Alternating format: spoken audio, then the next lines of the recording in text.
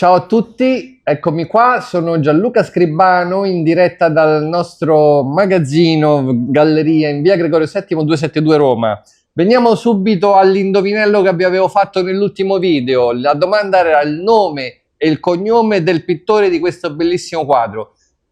Per la prima volta nessuno di voi ha indovinato. Il pittore non è molto conosciuto, ma è molto caratteristico. Ha dipinto diversi pavoni.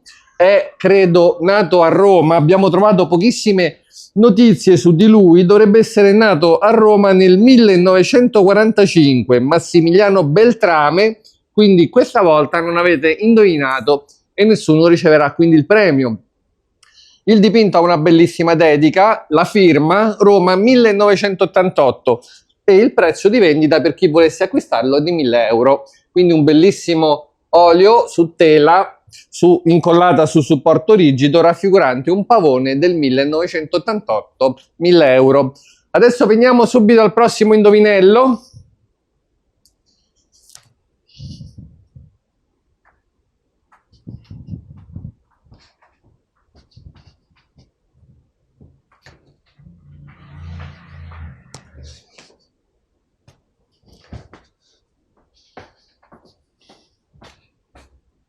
Questa volta è una scultura in bronzo, una bella giovane donna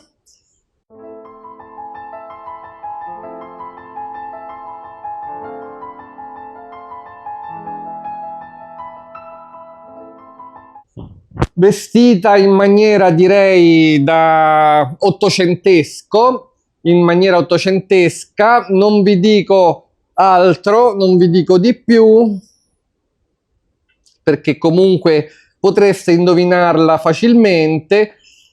Voglio sapere il nome e il cognome di questo bravissimo scultore, una scultura in bronzo raffigurante un busto di giovane donna. Quindi lo scribanello, la sfida è lanciata anche questa volta, il nome e il cognome. Chi indovina per primo vince il solito premio di 30 euro da spendere sul nostro negozio eBay Antiquariato Europeo di Gianluca Scribbano. Oggi parliamo di vendite, di acquisti che abbiamo fatto, vi faccio vedere qualcosina e poi ci saranno le solite valutazioni, quindi rimanete incollati al canale per non perdere le valutazioni che tanto vi piacciono. Vediamo che cosa abbiamo acquistato oggi. In realtà ieri abbiamo acquistato questa bellissima coppia di poltrone di gusto Luigi XV fatte nella seconda metà dell'Ottocento. Quindi come facciamo a vedere che sono fatte nella seconda metà dell'Ottocento? Perché il Luigi XV diventa non fine, non di grande qualità come nella metà del Settecento, ma diventa un po' più grossolano. È sempre a foglia d'oro, sono comunque una bellissima coppia di poltrone, anche in ottime condizioni. Poi c'era questo divanetto di gusto Liberty. Perché dico di gusto Liberty e non Liberty? Perché non è del 1920 ma è del 1970. Quindi quando una cosa è fuori epoca si dice di gusto o in stile, quindi in stile Liberty o di gusto Liberty. Si dice di stile Liberty quando è fedelmente riproducente lo stile Liberty, si dice di gusto Liberty quando ci sono delle variazioni, cioè sembra un Liberty, però in realtà Liberty, durante il periodo del Liberty, questo modello preciso non l'hanno mai fatto, quindi in quel caso si dice di gusto. Quindi poi abbiamo trovato sempre in questa bella villa di Frascati questi vasi in bronzo, in stile Rinascimento, quindi non sono del 500 ma sono fatti più tardi, a mio avviso nella seconda metà dell'Ottocento. Sono dei mortai, non c'è il coso per pestare, che come si chiameranno? Il pestello, e quindi si possono usare più che altro come dei vasi. Dopodiché c'era questo bellissimo dipinto raffigurante Mosè che riceve i 10 comandamenti. Il dipinto ritengo che sia ancora del Settecento, è un dipinto di grande decorazione, molto divertente. Dopodiché c'era un inginocchiatoio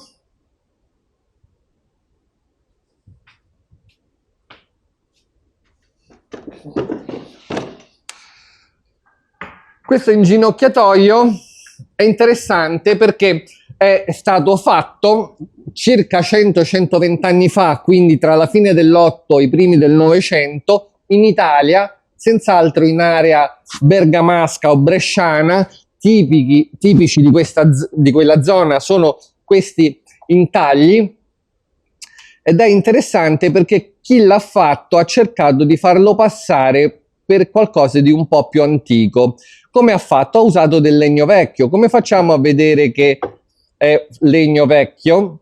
Perché innanzitutto questa parte intagliata è stata applicata su una parte già utilizzata per qualcos'altro, e qui ce lo dicono i segni del tarlo lungo. Vi ricordate cosa vi avevo detto sul tarlo lungo? Non ha senso trovarlo in questa maniera, perché il tarlo è una farfallina, è un vermetto che fa un buchino e poi scava delle gallerie orizzontali invisibili. Quindi quando le troviamo aperte così, vuol dire che l'uomo ha preso un legno vecchio, quindi tarlato, e l'ha tagliato per riutilizzarlo per fare un mobile nuovo. Quindi questo è in tutta evidenza un mobile fatto 100-120 anni fa con del legno più vecchio.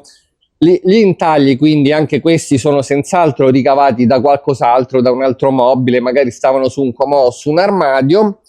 E questa è anche una cosa interessante che si trova spesso sui mobili fatti con legni di recupero, si chiamano questi legni vecchi. Addirittura c'è il segno di della cicatrice di una qualche serratura. Questo buco all'interno del quale veniva infilata una chiave non ha nessun senso su questo sportello, perché, come vedete, non trova nessun tipo di corrispondenza qua. Quindi qui non c'è il buco, qui c'è il buco. Questa cicatrice ci dice che questo pezzo di legno stava da qualche altra parte, su qualche altro mobile, e serviva a qualcos'altro.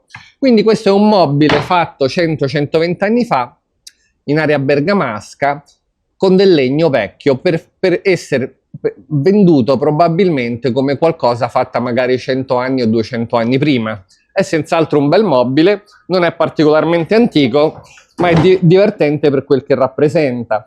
Anche qui, come vedete, i tagli sono fatti con la sega a mano, a imitare un'epoca che non è quella del mobile. Questo ve l'abbiamo messo vicino perché invece è un inginocchiatoio antico. Come si fa a vedere, quindi, quando ci sono, diciamo, delle problematiche che ci fanno pensare che il mobile non sia quello che vuole sembrare, e quando queste problematiche non ci sono? Questa è una domanda che feci tantissimi anni fa a mio padre, perché non riuscivo a capire quello che mi spiegava, non riuscivo a capire quali fossero tutte queste piccole differenze che, messe insieme, mi facevano dire che il mobile era falso piuttosto che vero. E mio padre mi disse: tu lo guardi molto bene, lo esamini molto bene, e quando c'hai un solo dubbio vuol dire che non è buono. E questo è un insegnamento un po' generico, però va bene anche tutt'oggi. Per esempio, questo mobile, che è tutto buono, nasce così e muore così, è un mobile fatto 300-400 anni fa, esaminandolo, togliendo i cassetti, togliendo le fodere, aprendo gli sportelli, non c'è nulla, non c'è un buco, un chiodo rimesso, della colla, qualsiasi cosa che ci possa far pensare che non sia quello che vuol sembrare. Ecco, quindi il mio consiglio è: quando si esamina un mobile, tutto deve combaciare, non ci devono essere differenze di patina. Vabbè, qui ovviamente manca una tavoletta, no? Qui c'era una tavoletta, però a parte questa piccola mancanza, è evidente che il mobile nasce così. Guardate questa patina com'è uguale a questa, com'è uguale a questa, a questa. Non ci sono quelle cicatrici che c'erano qua. Guardate questa fodera, vedete com'è diversa da questa? Guardate com'è diversa questa patina da questa. Questa è stata rimessa. Quindi questo è un mobile fatto sempre nella fine dell'Ottocento probabilmente, però con delle parti di mobili diverse. E quindi questo è tutto, verrà messo in vendita intorno ai 400 euro. Ovviamente, se fosse un inginocchiatoio barocco, del barocco bresciano, bergamasco, varrebbe molto di più, magari 1.000, 1.500, 1.200, adesso non so più o meno a quanto si vendono, ma quella cifra lì. Quindi questi erano gli arrivi. Ci abbiamo preso qualcos'altro? Mi sa di no, vero? Abbiamo comprato delle cose che ritireremo domenica mattina, quindi poi martedì faremo un altro bel video, un grosso arredo del centro di Roma. Quindi per il momento è tutto, vi ringrazio come al solito per seguirmi e un buon weekend a tutti, ciao! Ho fatto alcune ricerche anche su WhatsApp e su internet, per esempio. Trattato delle acque minerali di Nicola Andria. Quante parti sono là, per caso verificato? Ah, vabbè, su eBay, sì. No, diciamo che noi non ci possiamo regolare purtroppo su eBay. Perché... non parlo di regolarsi. Diciamo... Vuoi fare una ricerchina tu? Sì. Mi dai un minuto? Prego. Anche questi due sono dello stesso autore, che piuttosto sono medicina, volume 1 e volume 2. Allora, qui c'è scritto parte 1 e parte 2. Sì, quelli sono raggruppati. E questo è l'1 e il 3. Ma d'origine, perché questi sì. nascono così. Sì, o li raggruppavano assieme o facevano 2 tomi, dipende. Questi invece sono 2 tomi. Questo è il primo, questo è il terzo, quindi bisogna vedere quanti il secondo non ce l'ha ovviamente, se no me l'avrebbe portato, giusto? 1 e 3. 1 e 3. Ah, sono 2, io ho letto che erano 2. Sì. Allora qui ci sarà la seconda parte, forse. No, perché... Sarà in fondo. Fine del primo tomo. No, manca il secondo. Io questi. Diciamo. Vabbè, mi dia 5 minuti, va bene? Aveva altro da farmi vedere? Però questo non ha intestazione. Ho cercato... Questi due.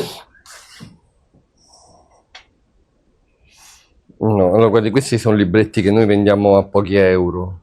Non sono, sono cose di valore. Vediamo se io quelli... voglio fare tutto perché io non ho... Beh, certo, è venuto qua per questo. Allora, per tutti e tre io le posso offrire 80 euro. Così può. Sì, perché ci dobbiamo guadagnare. Li dobbiamo vendere, guadagnare e non possiamo, diciamo, regolarci su quelli che stanno su eBay, perché sa chiunque, anche lei, può andare su eBay e provare a venderli a quelle cifre, però non sono generalmente cifre. Lei quanto pensava più o meno tutti e tre? Sui 150 euro. E quanto che si possono vendere? Lei ha perfettamente ragione, si possono vendere a 150 euro. 50 euro l'uno. Si possono, è il loro valore, però noi dobbiamo pagarli di meno del loro valore, perché noi siamo commercianti, quindi noi li dobbiamo rivendere. Però lei, se vuole venderli a 150 euro può provare a venderli, va 100? bene? 100 tutte e tre? 100 tutte. Tu sei sicuro non mancano libri, fogli? No, mancano. Questi erano di mio nonno, pensi un po'. Vengono dalla fare. No, noi li acquistiamo a 100 euro o no? Non è convinto? Sì, insomma, sì. Si possono acquistare? A 100 euro gli lascio anche questi gratis, perché non so dove mettere. Va bene, va bene. Mi può dire dove le ha prese queste cosine? Queste sono che mia sorella ha ripreso ad un'asta. A un'asta? Non so dare altre spiegazioni. Tanti anni fa? Tanti. Almeno una ventina di anni fa. Questa è rotta qua. Sono antiche. Questo c'era dell'asta, evidentemente. Sì, è dinastia Xi-Jin, quindi pieno 800 cinese. Ari, vieni a fare quello che... C'è anche, ho visto, che poi mi incuriosiscono. Questa c'ha il manico che non so come, l'ho trovata così. Sì, allora, sono in Grès, che è una ceramica più dura, più resistente e meno decorativa delle porcellane. Cioè, rossa. Sì, le facevano, diciamo, più per usarle che per fini decorativi, però per qualche... Piccolo anche. Cioè, questa è la firma Eccolo, sì, della fabbrica. Questo è il timbro dell'esportazione della dogana cinese. Sì. Per sì. qualche motivo sono richieste in Cina, a me non noto perché non sono particolarmente decorative. A me piacciono, però, sono carini.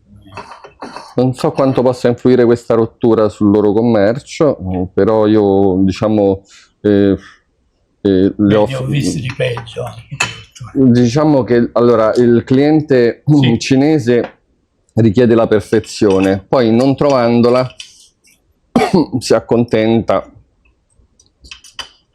Guardi, io le posso offrire al massimo 400 euro. No, va bene. Va bene. Ripeto, io non ho, questi sono tutti oggetti che sto vendendo perché il mio nipotino faccio l'accredito sulla sua cartetta di credito che È fortunato questo nipotino. Quanti anni ha? 12. 12. Allora, quando la svuota, me la posso, no, non mi viene niente. E io vado a fare i ricatti. Va benissimo. Ecco, mi sono